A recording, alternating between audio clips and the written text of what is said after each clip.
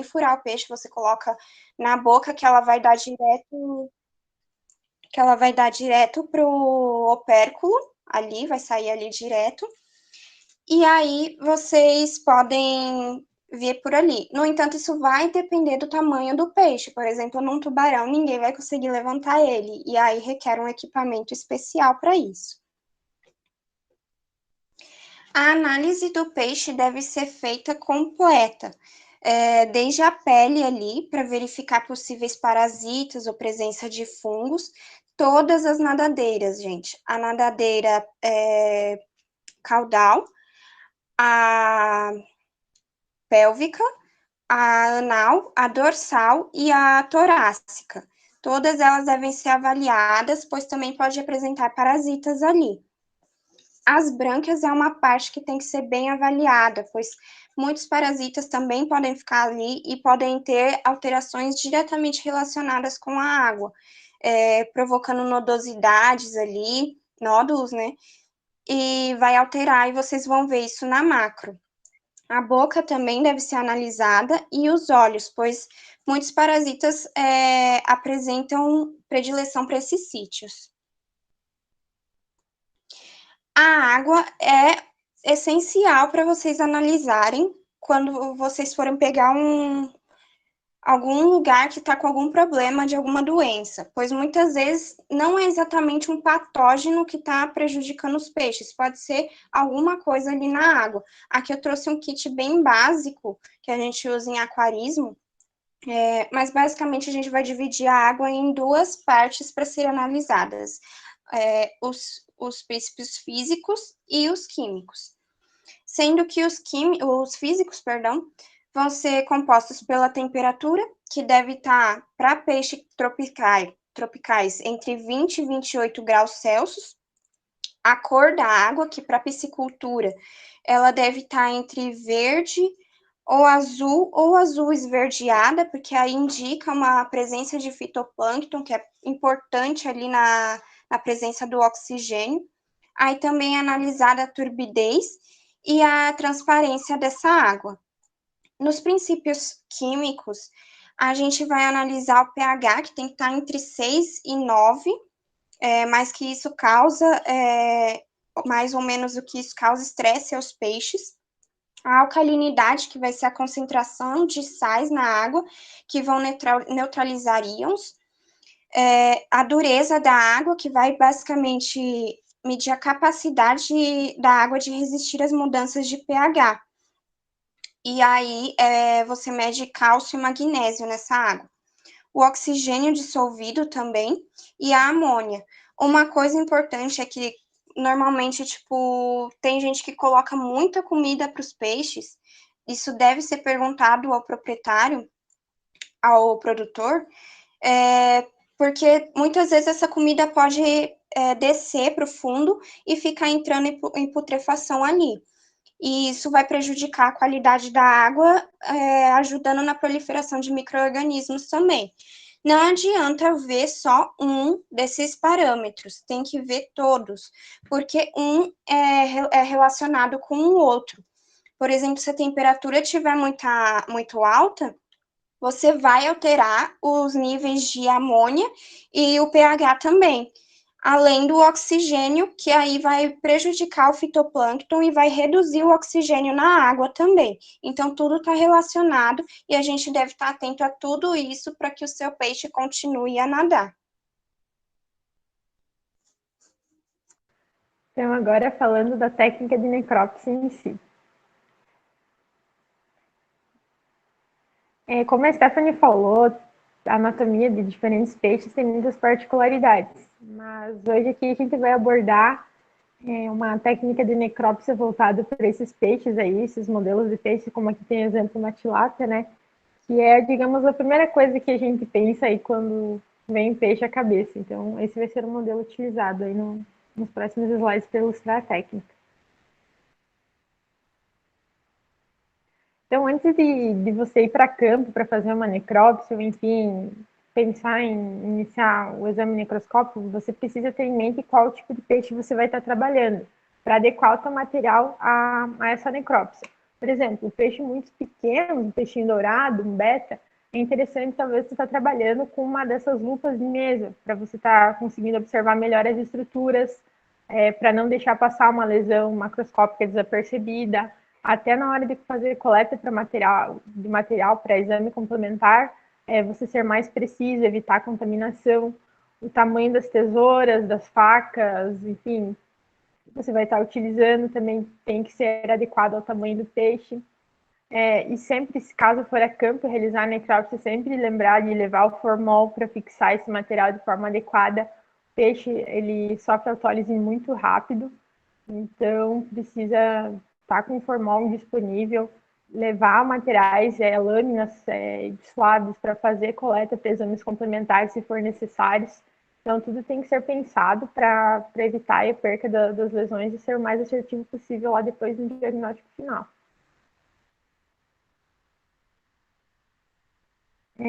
Para órgãos, para algumas partes ali, não é indicado você realizar a eutanásia do peixe e depois proceder à coleta. O indicado é você realizar a biópsia das estruturas para evitar que ali o peixe ali já o pós-mortem dele já vá perdendo as características ideais para funcionar. Então, aqui tem um exemplo de uma coleta de pele de barbatana e das brânquias realizado e já colocado na lâmina. Para realizar essas biópsias, o peixe deve estar anestesiado. O anestésico utilizado pode ser o mesmo anestésico que você vai depois realizar a eutanásia, né? Mas daí tu não usa a dose letal nesse primeiro momento, você anestesia. Técnicas aí para deixar o peixe mais tranquilo, como tapar os olhos são indicados também. E importante quando fazer ali, colocar na lâmina, se for um peixe de água salgada, colocar água salgada naquela lâmina. Se for um peixe de água doce, tu tem que usar uma água desclorada para evitar ali a destruição tecidual do local coletado. Então, como que você procede com essas biópsias? Então, ali na imagem de cima, está exemplificando uma biópsia de pele. Então, a biópsia de pele, você tem que gentilmente fazer uma raspagem no sentido crânio-caudal. Você pode usar para isso uma lâmina de bisturi, mas daí tu não usa aquela parte com o fio, tu usa as costas da lâmina, ou uma lâmina de microscópio mesmo, para conseguir fazer a coleta. É importante ficar atento também ao local da coleta. Áreas que não entram tanto em contato com o turbilhonamento da água, como por exemplo atrás das nadadeiras, elas têm a pele um pouco mais delgada. Então são lugares que você tem que dar uma conferida, porque pode acontecer de nos outros lugares não ter lesão, mas lá já está apresentando. Também, no caso de você fazer raspado aí de pele de peixe, se for no caso de você estiver trabalhando com machos, às vezes você pode pegar na lâmina, observar alguns espermatozoides. Então tem que lembrar desse diferencial antes de pensar em alguma coisa como parasitas, enfim. Ali na biópsia da brânquia, para fazer ela, você levanta ali o opérculo e faz um pequeno corte com a tesoura e coleta apenas se tem lesão aqui por biópsia, tá? Se você observa ali a brânquia e não vê uma lesão macro aparente, você não coleta agora com o peixe somente anestesiado e deixa para realizar a coleta no pós-morte. Também é um local bem importante para ver a lesão, né, se aconteceu alguma lesão, porque toda a água, basicamente, ali que o peixe vai usar para fazer a troca gasosa vai passar por ali. Então, é um local que tem muita tendência a ser um dos primeiros locais para estar indicando uma colônia de bactéria, por exemplo, um parasita. E ali por fim é da barbatana, então a barbatana é coletada com a tesoura, um fragmento de todas as barbatanas, então tanto dorsal, caudal, peitoral, anal. E uma dica que o artigo que eu vi trouxe é que em casos da barbatana dos peixes ser pigmentadas, muitas vezes as pessoas falam, se é pigmentada eu não vou conseguir observar muita coisa no microscópio, nem adianta coletar. Na verdade, adianta sim, você faz a lâmina, prepara normalmente, leva ao microscópio e quando você estiver observando no microscópio, você micrometra ali, aumenta e diminui ali um pouquinho a aproximação, e caso tiver a presença de algum parasita, você vai ver a movimentação dele. Então, já é um bom indicativo também. Então, na dúvida, coleta. A partir do momento que você realiza as biópsias, você procede então à eutanásia. A eutanásia, então, ela pode ser realizada com dose letal, até é recomendado que se faça isso com dose letal de anestésicos. O mais usado é o MS-222, que seria tricaína metano sulfonato, mas também pode ser utilizado a benzocaína. Até a Embrapa, ela coloca que pode ser usado também óleo de cravo, até é uma medida, assim, uma opção interessante esse óleo de cravo, por ser mais barato e também por apresentar menos efeitos colaterais para os peixes do que o anestésico, que às vezes você tem aí dificuldade de acertar a dose letal, quando está trabalhando com maioria. E a técnica em si, então, de necrópsia é preconizado realizar com um peixe em decúbito lateral direito, então, para a cabeça ficar do lado esquerdo de quem está realizando a necrópsia para facilitar o acesso. Então, basicamente, para proceder à abertura, você faz uma incisão ventral, começa lá na região do ânus até a região anterior ali do peixe, onde está indicado ali pela seta branca. A partir disso, você rebate as paredes ali musculares ali laterais, e aí você já consegue estar acessando a cavidade. Então, antes de eu começar explicando como que procede com a avaliação dos órgãos, é importante frisar, eu vou falar dos exames complementares depois, mas se precisar fazer um exame complementar que você está suspeitando, enfim, de alguma coisa causada por um parasita, por uma bactéria, a coleta deles deve ser priorizada, sempre priorizar primeiro o exame complementar e depois tu volta para a técnica de necrópsia, ou faz pelo menos a coleta do exame complementar primeiro em um peixe, a técnica de necrópsia em outro, para evitar contaminação. Mas enfim, continuando aí então com a técnica de necrópsia, então, quando tu abre a cavidade, o primeiro órgão que é avaliado seria o fígado. Então, o fígado é necessário você checar ali a cor, a uniformidade dele, também presença de parasitas e talvez pode ter algum granuloma, então é bom cortar ele para verificar essa presença de granulomas. Uma coisa que é bem comum em peixes é a degeneração gordurosa no fígado. Isso é um teste que a gente pode fazer no momento da necrópsia mesmo, é cortar um fragmento desse órgão e mergulhar num frasquinho formal. Para caso esse fragmento venha a boiar, é um indicativo ali da degeneração gordurosa. Então, algo que a gente já pode estar vendo aí no momento da necrópsia. Aí, depois disso, a gente pode avaliar as gônadas. As gônadas, então, ali a primeira imagem é o caso do macho, então ali a gente vê a presença do testículo, e na outra imagem a gente vê a presença do ovário em fêmeas. Para ambos, então, a gente tem que avaliar o tamanho, comparar esse tamanho, se ele é o tamanho esperado para a maturidade do peixe. Nas fêmeas, observar se não vai ter óvulos degenerados. E nos machos é interessante avaliar também as características dos espermatozoides e se tem essa produção de espermatozoide, para garantir que o desenvolvimento da gônada ali está compatível com a idade fisiológica do peixe. Já a parte do intestino, ele às vezes fica um pouco difícil para tu estar separando, porque ele é bem entremeado com gordura, como a gente pode ver aí na imagem, ele está representado na letra C, mas tem que tentar separar ele para checar como que está aquele conteúdo dentro do intestino. Também se tem áreas hemorrágicas, úlceras, e também é um sítio de predileção de alguns parasitas importantes. Então, o intestino é algo que deve ser, digamos, perder um bom tempo ali para avaliar ele.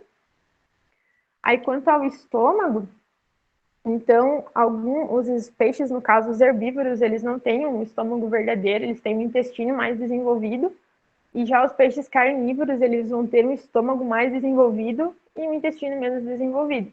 Então, esse também é um detalhe que tem que se atentar. E no estômago também, o que a gente mais encontra, então, em caso de lesões, é parasitas e também granulomas. Tá?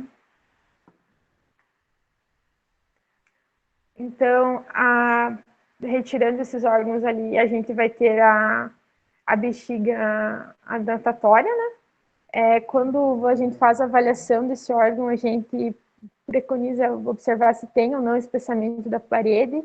áreas hemorrágicas, necrose. É um órgão que é bastante acometido por infecção fúngica, e algumas dessas infecções a gente já consegue visualizar na macroscopia, porque alguns fungos ali produzem pigmentos, e também ali a presença de parasitas. Já o baço é um órgão que ele é complicado um pouco de ser avaliado, porque ele pode ser confundido com o rim, mas enfim.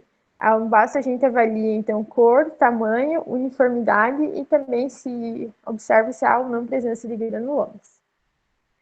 Então, falando dos rins, já como eu disse, tem que ter um pouco de cuidado, principalmente a porção anterior do rim, porque ela pode ser confundida morfologicamente com o baço. Então, na hora da coleta, ele pode, principalmente aí, por exemplo, para microbiologia, pode rolar uma confusão. Vesícula biliar, então, ela pode estar localizada tanto dentro do fígado quanto já ali do lado próximo. Avaliamos o conteúdo, ele precisa ser um conteúdo verde, amarelado para ser considerado normal. E uma coisa interessante é que essa vesícula biliar ela pode estar aumentada em casos de o animal estar apresentando anorexia. Então, também é uma correlação que a gente pode fazer lá com a clínica. Quando a gente fala, então, de coração, na necrópsia de peixe, ele acaba sendo um pouco negligenciado, porque das patologias aí que mais acometem os animais, os peixes, a maioria acaba não causando assim, lesões no coração, e ele acaba ficando um pouco de lado, mas na dúvida sempre é bom estar avaliando e coletando. Então, aqui tem mais uma foto também para mostrar a localização ali do coração. Ele fica intimamente ali em contato com o fígado.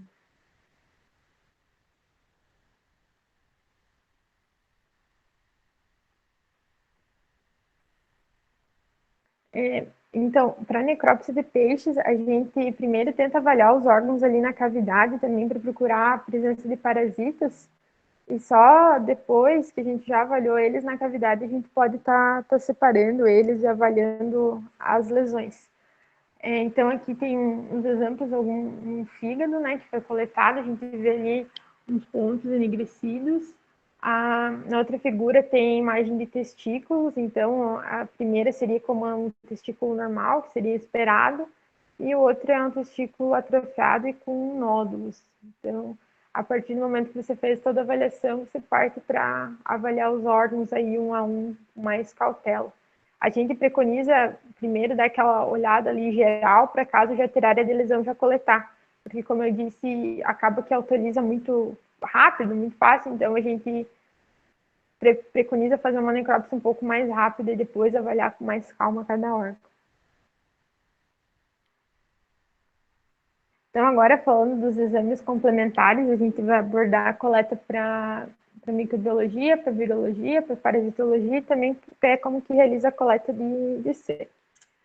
Então, amostras para microbiologia, os órgãos assim que a gente mais trabalha pensando em bacteriologia e micologia seria a coleta do cérebro, do rim, do fígado e do baço. Só que do baço não é tão frequente se fazer por conta da localização dele, que ele se torna difícil coletar. Então, é muito fácil tu estar tentando coletar o baço e acabar cortando, ainda mais em peixe pequeno, cortando com a tesoura ali, o intestino, o estômago, e acabar contaminando a amostra. Então, digamos, ele não é um órgão de, entre aspas, coleta obrigatória para isso. Tá? Outra coisa importante a gente lembrar que caso a gente esteja desconfiando de alguma infecção pela bactéria Flavobacterium columnare, quando remeter a amostra para o laboratório, identificar isso, porque essa é uma bactéria que não cresce nos agars comumente usados no processamento de material, né? No caso, o agar-sangue. Então, ela precisa de um meio especial aí para tá crescendo. Então, se você acaba não avisando isso, às vezes o seu resultado lá no laboratório dá negativo, mas por conta aí de falta de comunicação de veterinário de campo e laboratório. Então, como que a gente procede essas coletas aí para microbiologia? Então, o cérebro, a gente vai jogar um álcool 70 ali na região da cabeça e depois vai proceder um piquezinho com o bisturi na região dorsal, ali da cabeça, já caudalmente ali nos olhos. Se é um peixe maior, tu pode pegar tesouras, né? Todo aquele rito de antisepsia aqui vale muito, porque peixes ficam na água, então a contaminação, entre aspas, dele com bactérias é muito grande. Então, todo cuidado é pouco aqui na hora de realizar a coleta para microbiologia. Então, se for um peixe pequeno, tu faz o pique com bisturi e entra com um swab, faz um swab. Se for um peixe maior, aí tu consegue cortar um pouquinho mais com tesouras, né, de preferência estéreis, para estar procedendo a coleta do fragmento do órgão. Para a coleta de rim, a gente tem três tipos de aproximação para fazer para coletar, que seria a dorsal, a ventral e a lateral. A mais indicada é a dorsal, que é aquela que está mostrando a imagem abaixo, que imediatamente ali, caudal, a nadadeira, você pega também, passa primeiro um álcool, até dependendo do tamanho do peixe, se for um peixe grande, que te dê superfície para isso, você pode flambar ali a área, faz um pique com a tesoura, ali em peixes maiores talvez seja um pouco mais complicado, porque você vai precisar passar a espinha do peixe, mas em peixes pequenos é bem tranquilo, tu consegue cortar a espinha e já abaixo da espinha você vai encontrar a parte posterior do rim, aí é só proceder à coleta. Já as outras abordagens para coleta de rim, a ventral ela é mais realizada quando você está preconizando coletar o fígado também, que você já aproveita para coletar o fígado, e o baço. Só que essa não é tão utilizada pela aquela questão de você fazer uma abordagem ventral, você acabar tendo muitos outros órgãos ali na periferia dos órgãos-alvo, então pode estar contaminando a amostra de forma muito fácil, então não é tão utilizada. E a outra abordagem, que é a lateral, é basicamente abrir o peixe como se tu fosse para realizar a necrópsia, mas antes de examinar os órgãos, focar nos órgãos-alvos, no caso, rim, fígado e baço, e retirar eles primeiro e depois continuar o exame necroscópico.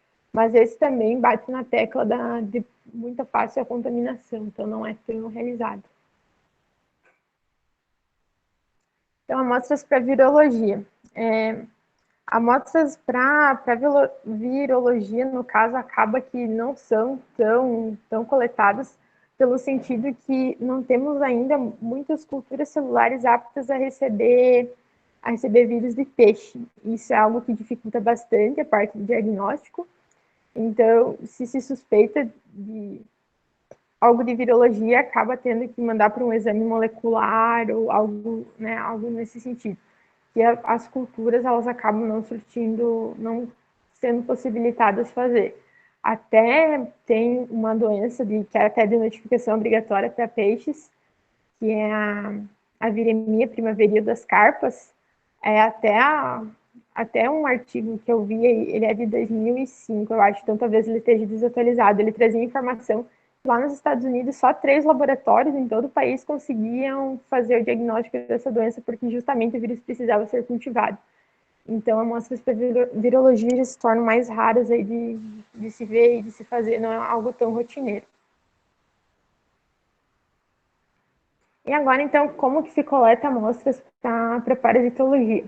Então, quando a gente falando de ectoparasitas, quando o peixe tem um tamanho muito pequeno, o indicado é colocar ele num vidro com formol. O formol tem que estar feito numa proporção 1 ml de formol para 4.000 ml de água, para formar uma solução. E esse peixe ele deve ser mergulhado dentro dessa solução aí de 1 para 4.000, por mais ou menos umas 2 horas, e depois disso a gente completa o frasco com um formol a 40%, até atingir mais ou menos, lá você faz uma regrinha de 3 para que o pote de formol no final fique com uma solução de 5%.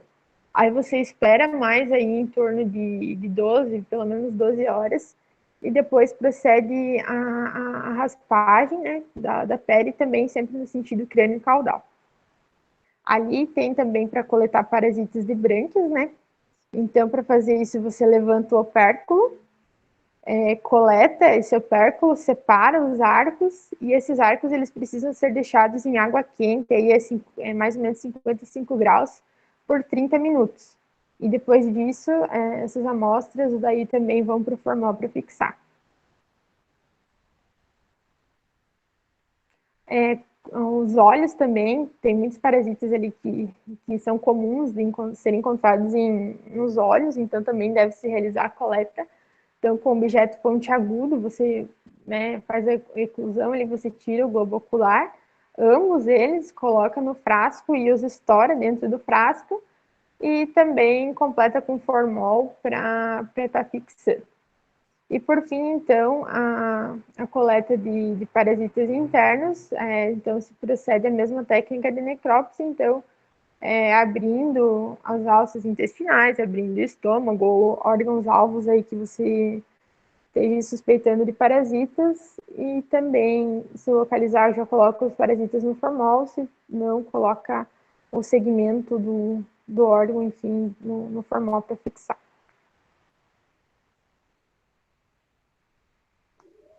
Falando um pouco da coleta de sangue, as principais veias que nós vamos utilizar é a veia caudal, e a gente pode fazer também a punção intracardíaca. Isso vai depender também da conformação do peixe, pode variar de espécie para espécie. Você pode puncionar, primeiramente colocando um pouquinho de EDTA na sua agulha, e aí você pode puncionar ventralmente, perdão, a veia caudal, ou lateralmente aqui. Para essa punção, não é sempre que é necessário anestesiar o peixe, só se ele for muito agitado. Agora, para punção cardíaca, como ilustrado aqui, é necessário fazer a anestesia do peixe. E se você não for eutanasiar o peixe depois, ela deve ser feita com muito cuidado, deve se aprimorar bem essa técnica, porque pode causar lesões no coração e levar o peixe à morte. Outra técnica que eu não coloquei aqui é cortar o pedúnculo caudal, que é a nadadeira, né, aqui. E por capilaridade você vai coletar o sangue ali. O problema dessa técnica é que contamina a tua amostra de sangue, dependendo do que você for utilizar, ela não vai servir, e que você vai ter que realizar a eutanásia do peixe depois. Para armazenar o sangue, você pode colocar ele no microtúbulo. Não é necessário colocar no tubo de EDTA. Por quê? A maioria dos peixes são bem pequenos, inclusive o tamanho de uma tilápia é muito pequeno, a gente nunca vai coletar muito sangue. E aí, se você colocar num tubo de EDTA, vai ficar muito diluído e vai comprometer o resultado do teu exame. Por isso que coloca na agulha o EDTA e ali já é o suficiente. E aqui, para ilustrar, as hemácias dos peixes, elas também são nucleadas como as hemácias das aves. Agora eu vou apenas citar as doenças de notificação obrigatória, que devem ser notificadas para a OIE, porque o tempo é bem curto. Essas aqui são as doenças, é composta pela herpes virose da carpa koi, infecção por alfavírus dos salmonídeos, infecção por alfamices invadans, que é uma síndrome ulcerante epizoótica, infecção por Gyrodactylus salaris, anemia infecciosa do salmão, iridovirose da dourada japonesa, necrose hematopoética epizoótica, a necrose hematopoética infecciosa, septicemia hemorrágica viral e a viremia primaveril das carpas, como a Ana citou. Essas doenças, a maioria são virais, com exceção da Gyrodactylus salaris, e elas não são zoonóticas. Pelo menos pelo que eu pesquisei, a maioria delas não são zoonóticas. Eu posso até ver depois se alguma dessas é zoonótica ou não. E essas são as nossas referências, lembrando que baleia não é peixe e orca não é baleia. Muito obrigada. Agora a gente está aberto para dúvidas, se alguém tiver alguma. E a gente queria fazer o Kahoot também. Obrigada aí, pessoal. Se tu já quiser ir colocando o Kahoot, Aí, se alguém tiver dúvidas, a gente vai conversando até a Ruth rodar. Só um minutinho.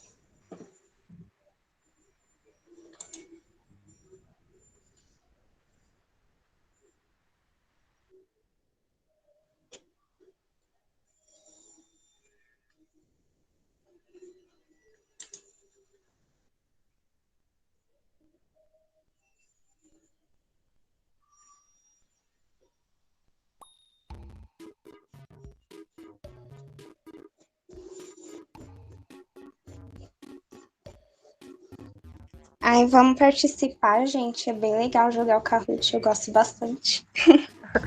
Sim, obrigada aí, pessoal, pelos elogios. Se quiserem já ir entrando aí no Kahoot, tá o PIN ali já.